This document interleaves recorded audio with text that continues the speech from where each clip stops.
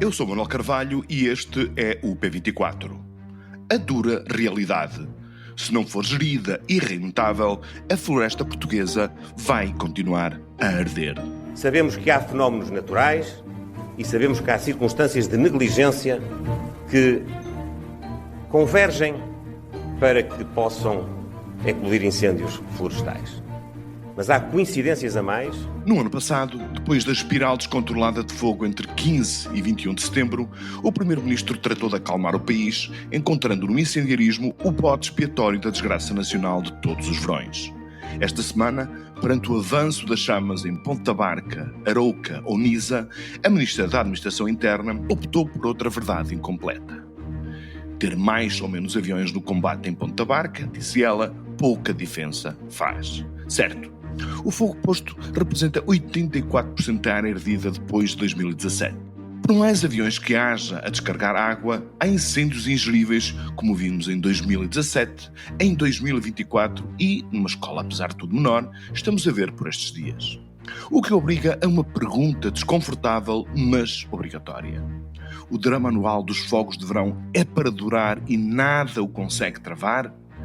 Ou, por outras palavras, não estará a sociedade portuguesa a tapar o céu com uma peneira, continuando a acreditar que os meios de combate ou a prevenção conseguem debelar os problemas antigos e estruturais da floresta portuguesa? Tome nota de uma realidade incómoda. Boa parte da floresta não tem sequer dono conhecido. Como se percebeu em setembro do ano passado, e já se tinha percebido nas tragédias de 2017, há momentos em que a conjugação do clima com a natureza da floresta tornam a destruição impossível de travar. Porque, sim, por muito que os ecrãs das televisões se encham por estes dias de especialistas a dedo apontado aos governos, à proteção civil ou aos bombeiros, a verdade é que Portugal evoluiu imenso no desenvolvimento de uma estratégia de combate aos fogos. A Agência para a Gestão Integrada dos Fogos Rurais, liderada por um especialista de classe mundial, Tiago de Oliveira, tem imenso trabalho para mostrar. Depois de 2021, o país passou a investir mais na prevenção do que no combate. O número de ocorrências diminuiu. A área ardida também. No ano passado, só para ser uma ideia, Portugal aplicou 638 milhões de euros para remediar os estragos do verão. Só que com uma parte da floresta ao abandono e com o agravamento da crise climática, todo esse saber e todo esse esforço se dirige para um controle de danos. Todos nós temos provas mais ou menos evidentes que em situações extremas o fogo é pura e simplesmente imparável. Quer isto dizer que, de uma vez por todas, temos de encarar essa realidade e deixar de acreditar que é possível proteger toda a nossa floresta, estando ela conforme está. Estará na hora de proteger a todo custo as manchas mais importantes e deixar que a natureza siga o seu caminho? Perguntas difíceis, perturbadoras, que queremos discutir com Miguel Miranda, geofísico, catedrático jubilado da Universidade de Lisboa e ex-presidente do IPMA, o Instituto Nacional do Mar e da Atmosfera. Este é o P24, o seu dia começa aqui. Na Torre do Tombo, 12 caixas ficaram esquecidas durante décadas. Nelas, o passado escondido da PIDE em Moçambique. Tortura, desaparecimentos, abusos. Quando o cão mordia, o guarda-ramos dizia: "Deixa o cão tirar bife que ele está com fome." Este podcast revela os testemunhos que a PIDE tentou apagar. Relatos de mães, prisioneiros, médicos. Tenório dizia aos cipaios: "Leva no mato e mata." Os 2 cipaios levavam os presos para o mato e davam-lhes porrada, com paus. O que nós vamos fazer é revelar um manancial inacreditável de crimes. Do Jornal Público, PIDE-DGS em Moçambique, a descoberta das provas da violência e do terror. Uma série narrada por Ruben Martins, com investigação de Maria José Oliveira. Disponível em público.pt e nas principais plataformas de áudio. Viva, professor Miguel Miranda, muito obrigado por vir ao P24, é um prazer tê-lo aqui connosco. Numa intervenção sua numa estação de televisão esta semana, foi categórico e disse que, dado o atual estado da floresta e as condições, portanto, do clima prevista para os próximos dias, que a floresta está condenada a arder. Estamos, portanto, a falar de uma inevitabilidade. É verdade. Eu hoje, por razões profissionais, tive que fazer A1 nos 2 sentidos. E basta olhar à esquerda e à direita para se perceber que as mudanças que foram sonhadas por muitos na paisagem podem estar a acontecer aqui e ali, mas não estão a acontecer de uma forma generalizada, e eu penso com toda a simplicidade que não é possível que aconteçam de forma generalizada. Isto quer dizer que temos a assumir uma mudança brutal nos nossos ecossistemas, ou seja, há uns anos atrás, nos anos 80, anos 90, falavam-nos do sonho florestal português, portanto, onde o coberto florestal, o coberto de árvores, da floresta, iria aumentar. Portanto, isto, de alguma forma, significa que temos que aceitar que deixamos de ter condições para ser um país florestal, e vamos ter um país mais árido. É isso que temos que aceitar no futuro próximo? Não me parece que seja isso, porque repare, nós em termos de precipitação, vamos manter um regime de precipitação, digamos que de norte a sul, é razoavelmente importante. E é por isso que a produção vegetal é tão grande, não é? Nós temos, mesmo as áreas ardidas recuperam com uma rapidez, toda a gente viu que é muito grande, porque a produção vegetal é realmente muito importante aqui. Só que nós conseguimos, pela forma como gerimos o território e pela forma como gerimos os direitos de propriedade, transformar aquilo que parecia ser uma vantagem no que parece ser um problema. Nós conseguimos utilizar a praia para vender turismo. Não conseguimos utilizar a produção vegetal para vender floresta. Isso quer dizer, portanto, o quê? Que há algumas zonas que estão mais sujeitas aos efeitos da ausência de planeamento e de gestão, que essas sim podem estar condenadas, mas portanto que há outras que podem renascer ou de alguma forma, se houver uma intervenção nessas áreas, ainda conseguimos, portanto, manter a área de floresta que temos atualmente? Bem, tem que acontecer, eu não sou especialista, tenho que começar por dizer que não sou especialista nem em engenharia florestal, nem em economia florestal. Mas é especialista em geofísica. Sou especialista em geofísica e penso ter aquilo que se chama bom senso. Tenho acompanhado a agricultura nas últimas décadas com alguma proximidade, por razões também de profissionais, e o que eu diria é que tem que acontecer na silvicultura é aquilo que está a acontecer na agricultura. Hoje em dia, num clima mais agressivo, são atividades que só se podem fazer com capacidade técnica e capacidade financeira conjugadas. Portanto, já não são possíveis ter uma pequena aquarela de terra em que se exploram 20 pinheiros e construir uma economia à volta disso. Há quem diga que isto é um erro, é um problema, tem impacto social. Eu nem sequer me vou dedicar a esse problema porque não sou capaz de resolver. Mas sei que nós temos condições para ter uma floresta em muitas regiões do país, se ela for floresta industrial. Temos. Temos e, se calhar, eu diria, provavelmente, não temos toda a floresta industrial que precisamos. E depois temos zonas do país que deviam ser parque natural verdadeiro, sem casas, sem casas dispersas lá dentro. Para isso, porque é necessário que seja refeita realmente uma reorganização de todo o espaço rural.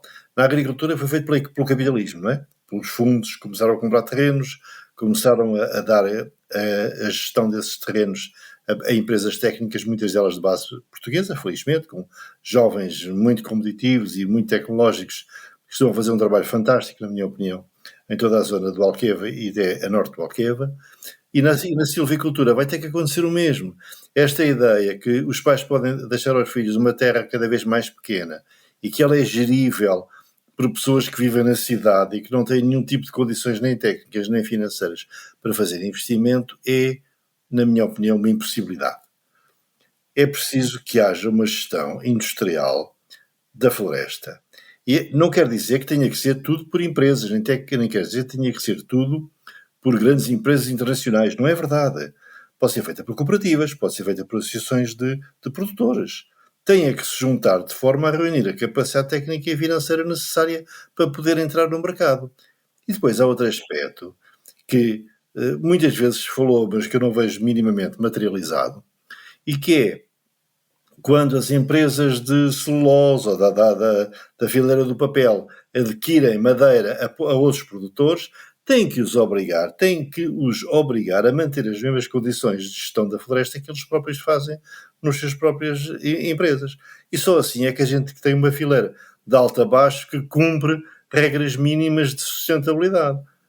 E depois há problemas paisagísticos, que eu não sou de forma alguma também um grande especialista, mas já ouvi muitas vezes, que provavelmente num país como Portugal, que tem declives muito íngremes, que tem situações de afloramentos rochosos muito frequentes, é preciso intercalar zonas de pastagem com zonas de floresta e é preciso conseguir provavelmente desenvolver a pastorícia de uma forma mais intensa, mas mais uma vez, feita por unidades económicas que tenham capacidade financeira e técnica para fazer corretamente. Hoje em dia temos capacidades de seguir o comportamento dos solos, a sua evolução, como é que podem ser compensados do ponto de vista químico, biológico. Temos enorme capacidade técnica e tal como ela foi posta ao serviço da agricultura e que está a tornar Portugal um grande produtor de azeite, um grande produtor de amêndoa, de frutos de casca rija, etc., etc., tem também que ter hortícolas, por exemplo, na zona de Odmira. Agora, não pode haver preconceitos, não podemos voltar àquela situação em dizer, as estufas são muito feias. Não podemos regar, temos que confiar no São Pedro. Temos eucaliptos a mais, que é uma coisa que a gente ouve com muita Temos frequência. eucaliptos a mais, os eucaliptos é que são um problema. Vamos pôr árvores. Quantas vezes, Manuel, você ouviu falar das árvores bombeiras? Onde é que estão as árvores bombeiras?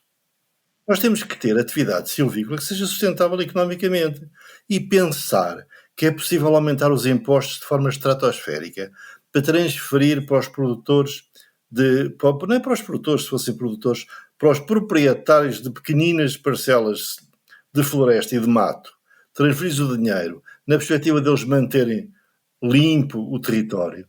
É, na minha opinião, uma situação que tem a mesma facilidade de que esvaziar o oceano a balde. Há uma questão, enfim, e que tem um pouco a ver com aquilo que o professor disse nessa entrevista num canal de televisão esta semana, de que a floresta vai arder. Uma das questões que se coloca é que 35% do solo de Portugal é florestal, está ocupado por floresta. E uma grande maioria dessa área está praticamente ao abandono. É praticamente impossível que, no prazo de uma geração, se seja capaz de fazer esse ordenamento, essa gestão e essa transformação estrutural que o professor está aqui a advogar. Ou seja, isto vai, nos próximos anos vamos estar mesmo condenados a que a floresta arda. O que se pode fazer em 10 anos pode-se fazer em 10 meses e em 10 dias e num dia às vezes. Exige uma enorme coragem política. Coragem política é o problema. Nós temos que alterar a lei das sucessões, das heranças. Temos que acabar com a situação de que qualquer pessoa com um bocadinho de jeito e bastante insistência consegue transformar um assento de lavoura numa casa, mesmo no meio da floresta. Temos que chegar a uma situação em que se perceba que uma casa no meio da floresta tem um custo social enorme de infraestruturas, de eletricidade, de comunicações, de bombeiros, e que esses custos têm que ser, de certa forma, transferidos para essa propriedade. Nós vivemos num país que, por exemplo, a área pública de floresta, como sabem, é muito reduzida. Sim, é mais reduzida da Europa. Exato, é mais reduzida da Europa. A área privada também não é muito grande, porque a maior parte da área, se calhar, é apenas desconhecida. E nós, apesar de sabermos isto, não é por falta nem de GPS, nem de Google Earths, nem de levantamentos, nem de fotografias. É por falta de coragem política para atacar um problema que é complexo, mas que tem que ser resolvido mais tarde ou mais cedo. Porque só há duas soluções. Ou se passa para os proprietários os custos de manter estas parcelas, o que significa impostos muito elevados dos territórios rurais, ou então se conduz uma situação em que existem soluções economicamente sustentáveis. O sonho de todos, é que houvesse cooperativas de produtores que se juntassem de forma voluntária e que fizessem uma gestão coletiva de forma voluntária, e penso que é isso que todos os governos têm, de certa forma, tentado impulsionar. Os portugueses não têm uma grande tradição de cooperativismo, como é capaz de saber, também é muito melhor que eu.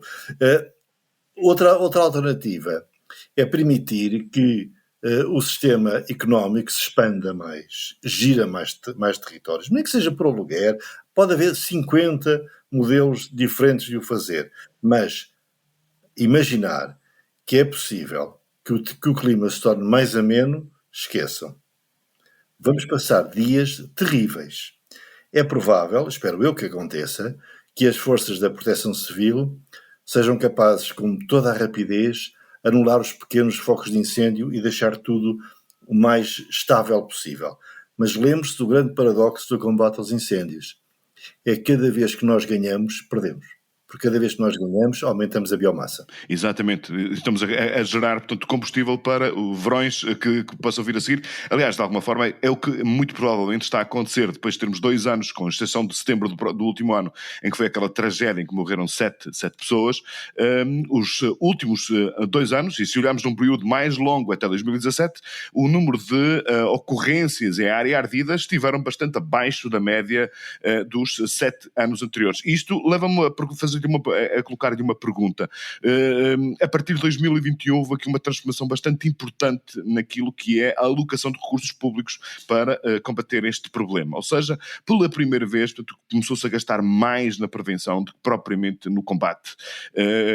A fatura geral não tem parado de crescer, mais de 600 milhões de euros em 2024, mas aposta-se mais na prevenção. É o caminho mais correto, não é, professor Miguel Miranda? É o caminho mais correto. Agora, eu, se me permite, e repetindo mais uma vez, não sou um especialista da área e não me quero colocar nessa posição, falando apenas que alguém tem uma grande experiência de vida, eu diria, soluções que não sejam baseadas em sustentabilidade económica nunca vão vingar. Ter a ideia que nós podemos ter PRRs até ao fim do século, que nos vão poder pagar investimentos públicos para alterar o território, é um caminho que não tem, na minha opinião, saída.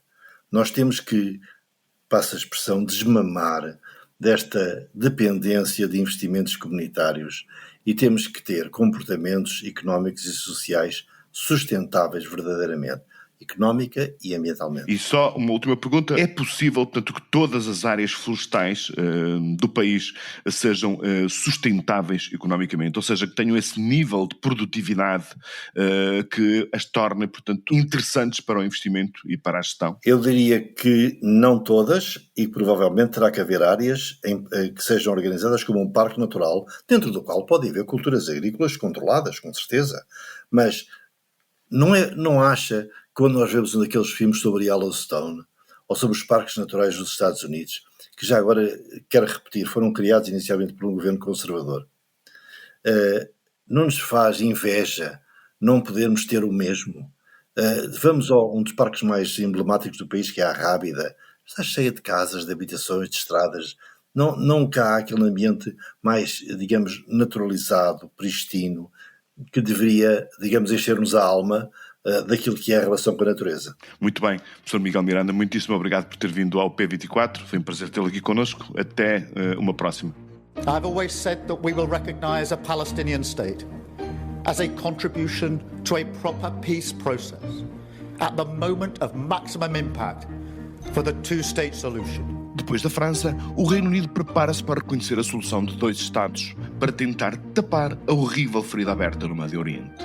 Finalmente, as democracias despertam para o pesadelo criado pela brutalidade de Israel, das suas forças armadas e do governo liderado por um carniceiro que ficará na história dos malfeitores, Benjamin Netanyahu de seu nome.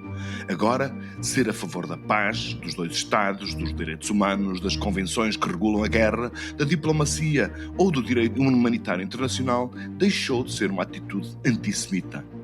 As democracias começam a perceber que, como disse António Guterres, o genocídio em Gaza abre uma crise moral que desafia a consciência mundial. Não a denunciar, não a enfrentar, não lhe responder significaria que aceitamos de ânimo leve um regresso às trevas. Keith Starmer decidiu não ir por aí. Emmanuel Macron também decidiu ir não por aí. Esperemos que o nosso governo o acompanhe. O P24 regressa amanhã. Tenham um bom dia. Para não perder os novos episódios, subscreva este podcast do Público na sua aplicação preferida. Para além deste programa, há mais para descobrir em público.pt/podcasts. O Público fica no ouvido.